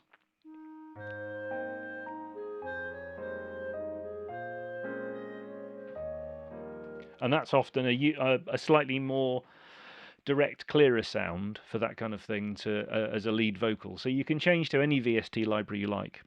If you have that VST library in your system, we give you a whole bunch of instruments. There are, I think there's at least 1,500 instruments or something you get with Dorico anyway, so there's plenty of choice there. But there's also a system of playback templates, because you don't want to have to do this kind of thing more than once. So you can set up a playback template for the particular instruments you want to use. I have a lot on my system because I'm making them for other people as well. But for example, if you want to use the Broadway Big Band library, or you want to use an Eric Whittaker choir, or you want to use I've been doing the Jacob Collier Audience Choir. It's a free choir that he's released in the last couple of weeks with his album. Note Performer is in here. If you use that with Sibelius, you can use that with Dorico as well. Orchestral tools, VSL, there's all sorts of libraries. And on our playback templates page, which was on our resources section here, if you go to playback templates, there's a whole bunch of playback templates with details of what you can use, how you can use them. And the idea there is that you can just, instead of saying, I want to manually change each of these, you can just say to Dorico, go and use that library, and it will load all of the sounds automatically for you. And then you can say, for things like this, and actually for NMI, if this is useful, we could make you a playback template that says voice or soprano or alto or any of those kind of options always play back with clarinet, or an SATB choir plays back with flute, clarinet, oboe, and bassoon, for example. We could set that up as a playback template for you so that you can just choose it from the menu automatically without having to do any of the manual controls. There was also a question of kind of on playback about things like writs and that kind of thing. So let's say partway through this piece somewhere over here, randomly, we're just going to select this and say this wants to be Shift T and a writ, and literally type RIT. Now it'll display, my text thing is displaying in slightly the wrong place. Here we go. You could position this if you want to. It's displaying above the chords because of the way we've got chords done at the moment, but that's okay. We'll move it for now. And what's going to happen in playback land here is that this will then slow down. So in our tempo lane here, if I just expand this section, you can now see that there's a writ in here. It will also tell you graphically and numerically what the writ is doing, and you can change it. So you can say, actually, the end of this wants to get even slower, and then maybe it wants to go back to our tempo. So you can say, in here, we want to go back to our tempo, or we want to go to a particular tempo if you want to, doesn't matter. And then you've got these points here that you can manually change if you want to, or from this writ line in the properties panel, you have, initial tempo and percentage options if you prefer to work that way. So those kind of things you can do. And if you've got a color voce kind of, you want to specify exactly how they're going to sing it, instead of adding this writ line, or as well as adding this writ line, you can draw in tempo changes if you want to. And so the singer and the tempo will now match exactly what you've drawn in here, and it will match that tempo. So if you need to make those kind of changes, you can do. I've been messing around with the editing so much that I'm getting collisions in here with all of the random things we've done. But that's more me than what Dorico's doing at this point. And all of these changes, they're also happening in our piano vocal part. So if we've been making changes to adding writs and that kind of thing, see it's up there, and down here, they're all applying to this part as well. So you don't need to worry about making the changes in multiple parts. Can you change? Yes, changing volume of vocals and that kind of thing. So whether it's in the score or otherwise, we'll go to the score because it's got more instruments at the moment. Either in this floating mixer, which is over here, which you can have on another monitor if you want to, or the one that you've got at the bottom down here. You've got independent faders for each of the instruments, and a reverb one, and there's a master output over here. So you can turn up or down any of these instruments globally if you want to, as well as the dynamics it's using at any point in the score if you've written dynamics in there. But this is kind of a global option. There's mute and solo buttons in here as well. So you can also do turn up everybody, or turn up the singer a little, make an MP3 file so they can clearly hear their part, or you can mute them so that they can sing along effectively with a backing track if you wanted to. And yes, it follows all the. If you're into MIDI CC messages and that kind of thing, Dorico can also follow all of those. You can draw them in. You can play them in if you want to from your MIDI keyboard. It follows all of those things because it's using a lot of the same things that Cubase would be using because we're all part of the same company. And a lot of the instruments are actually based on Yamaha instruments or using their samples or ones from other sample libraries that manufacturers that we partner with. Aware of time, so let me just look at a couple of other things. Yes. Non-standard notation. So if you suddenly need to go to a cadenza, or you said, actually what we need is, I don't know, no bar lines at all. If you remove the meter at the beginning, then Dorico is just open meter by default. So now there's no bar lines at all. You probably don't want that for the whole piece, so let's put that back for a minute. Um, but at any point, you can say, actually, for some bars, I need to have no time. So let's say we do want a 3/4 here, but at the beginning, it's just going to be an open condenser. So I'll delete it, and then it will go back to that. So at any point, things like that you can very easily do. You can also do things like say the guitarist is going to be in 6/8, and because they've got the same number of beats in the bar, then the bar lines will add up. But if they don't have the same number of beats in the bar, sorry, that drums are quite loud, aren't they? If I say the drummer's in 4/4, then you will get the bar lines not adding up. You might want to consider using tuplets or something at that point, hidden tuplets. But there are various options for different meters and that kind of thing. If you're doing America and you need meters changing often and that kind of thing as well, Dorico is very flexible to do that kind of thing as well. Um, and there was yeah. So if you need to do a no time signature, somebody asked like Gregorian chant. Yes, you could do that too. If you need to create new original things like different note heads and those kind of things, there are a bunch of note heads that already exist. So if you make a selection and you right click, there's a note head section with various different types of crosses and triangles and various different types of things that you can change, like that. There's also a notehead set editor. So if you want to make your own noteheads from anything you like, then there's a whole bunch of options you can choose in here. And you can also click the plus to add a new set. You can add your own noteheads. And when you do this, you can you can use all sorts of musical symbols and things that exist. So you could choose from any of these sets and choose these could be noteheads or holds and pauses or graphics that you import or text or all sorts of things that you can make into note heads and things if you want to. There's also options for lines. So if you need to point at particular things, there's some things like dashed ones and dotted ones. They will attach to notes by default so that they know which ends they're attached to. But if you put these into engrave mode, then these can actually go to anywhere you like.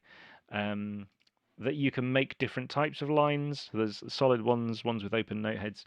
There's wiggly lines, there's wedges, these kind of things. But there's a little editor down here as well. So if you need to make your own style of lines of different things, or lines with text on and all those kind of things, then you can do those kind of things as well if you need it.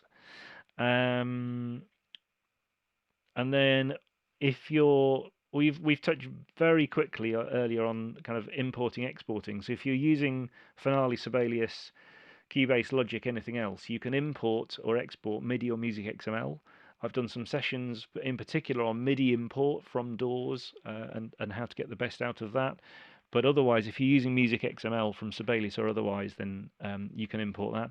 There's also a Sibelius plugin which does exports Music XML from a folder of files. So if you have a whole project of lots of different files in Sibelius, you can just say to the plugin in Sibelius, export all of these as Music XML, and it will just go through, open each one, export it as Music XML, close it, open the next one, and just go through everything. So you'll then have a folder of Music XML files that you can then import into Dorico if you want it. You can, at the end, of course, print or send these as graphics. So if you want to print this is your full score, these are your parts. So this is the vocal part, the vocal piano part, and this is the full score we've been playing with. You can print these, of course, but also in the graphics section, you can export PDF. You've also got PNG, SVG, and TIFF, so if you need other graphics formats, but PDF is probably the most common one. Some people are just doing that because they're exporting it and then putting it in 4-score or something like that. But if you want to actually just save the Dorico file, you could also put it on an iPad in Dorico format in the free version of Dorico that's available for iPad. But all of these layouts over here, you can import, so you can export them or print them. If you're doing multiples, then you can just shift select multiple parts and send them all, for example, to graphics at the same time so that you can then export them all. There's options for what the file names will be, whether you want booklets or spreads or various other printing options or that kind of thing. All of those options exist here, and all of these give you a full page preview of the part that you're printing as well. You can, if you want to, extract parts, but we don't normally bother.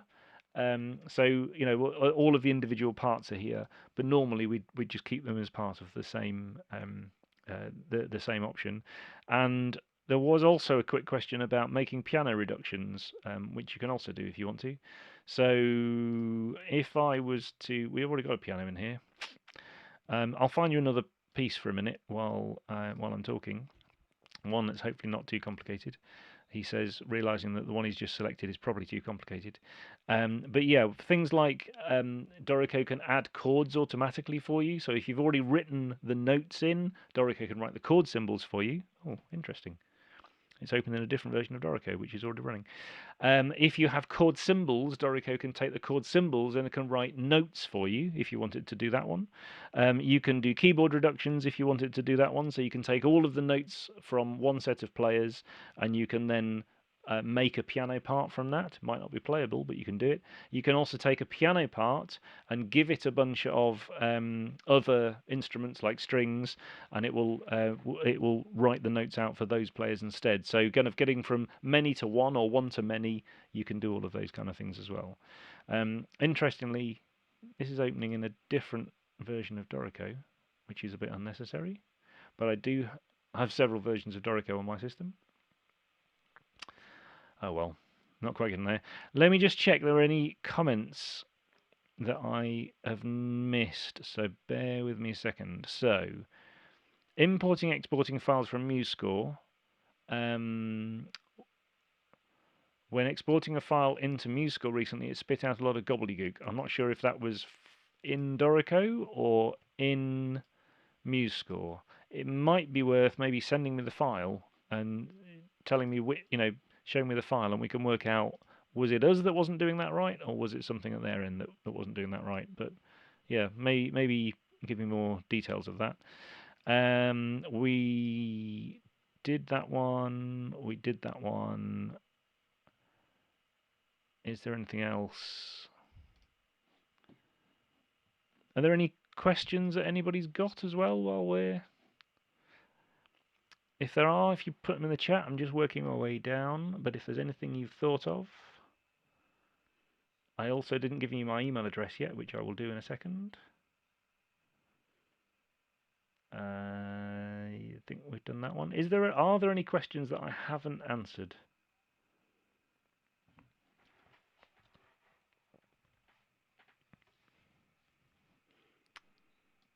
Is there even anything that you want to unmute for a second and ask me? I think you've done an amazing job, John, in just 2 hours of really giving did incredible your overview of everything. did your brain explode at any point with any of the things that we've looked at? There were a couple of spots where I think everyone got very excited, especially when you showed how easy it was to that tool for hyphenating lyrics and then popping them in that way. Got everybody Oh yes, yeah. very excited. That was awesome. Oh, there was a question.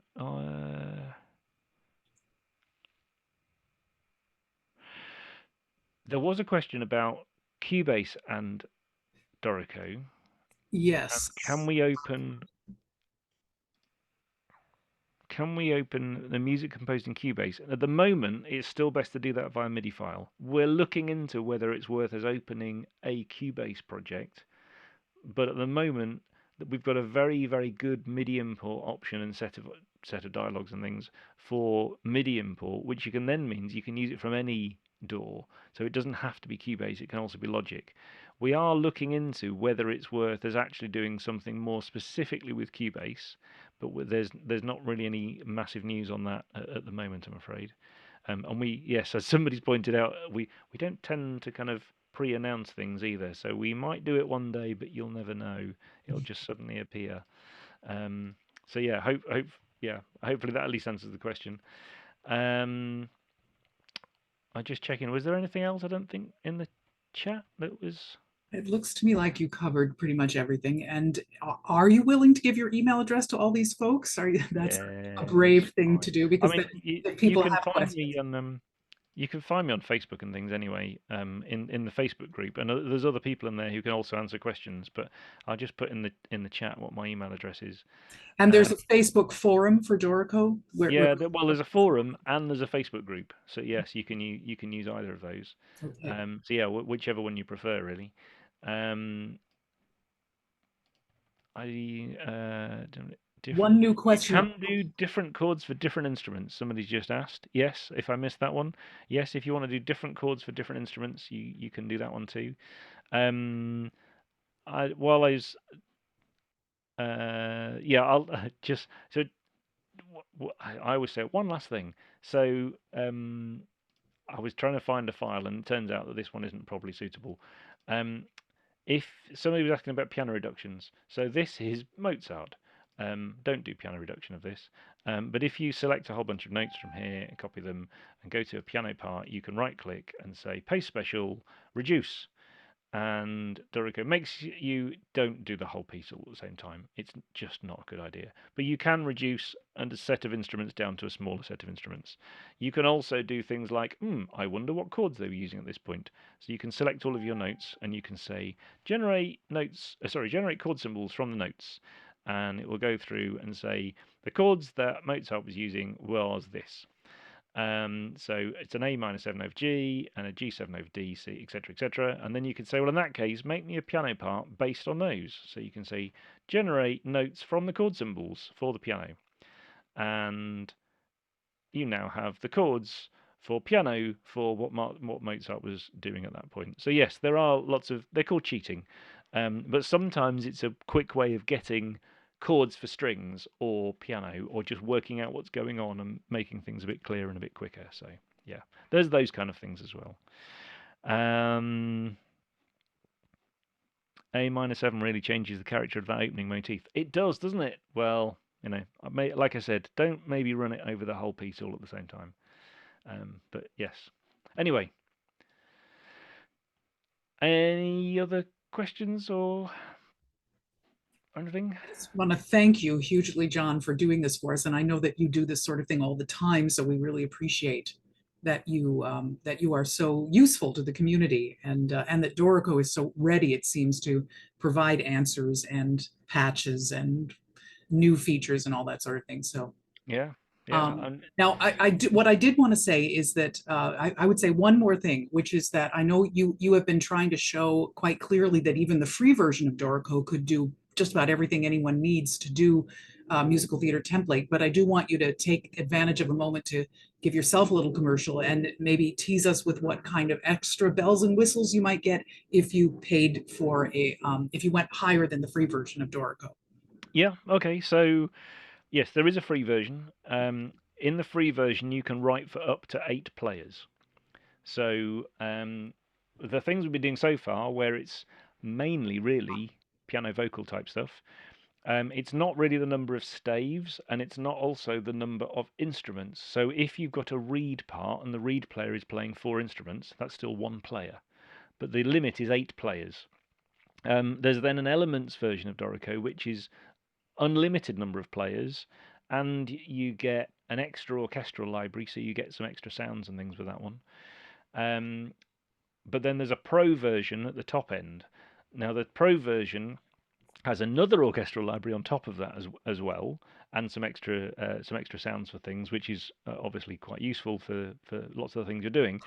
But the really useful thing in the pro version is the fact that you can make and edit templates. So the things that we've been doing with those frames, you won't be able to do those in the other versions of Dorico. You would need the pro version of those. As I said, if you're using a template that's pre-made for you, then that's okay. But even at the point where you want to make a bit more space somewhere because you need to add in a text frame or something else, those kind of frame edits you can't do. If you want to apply somebody else's styles globally to your project and that kind of thing, then you would need the pro version. The good news is that if you already have Sibelius or Finale, there's a cross-grade discount. So you can get a 50% discount on Dorico if you already have Sibelius or Finale, and that's for the pro version of Dorico.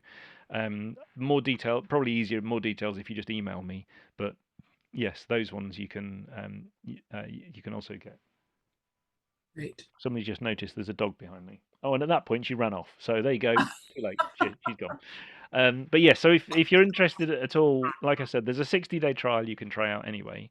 But yeah, if you're interested in buying it, then there is a cross-grade discount for Finale and Sibelius users. You still get to keep Finale or Sibelius. That's your problem. It's just the proof of purchase, so that you can then buy Dorico cheaper as well. Thank you so much, John. I think we're all really, really grateful to you for this session. We really appreciate it. And Is it thanks. dinner time? I think it must be dinner time It's doggy dinner time. Okay. and lunchtime for you. Yes. Yes, lunchtime for us. So great. Thank you. And thank you to everyone who was involved. John's given you his email address, and I'll be in touch too. So if you have questions, you're welcome to ask us as well. Mike, did you want to say something? Nope. Okay.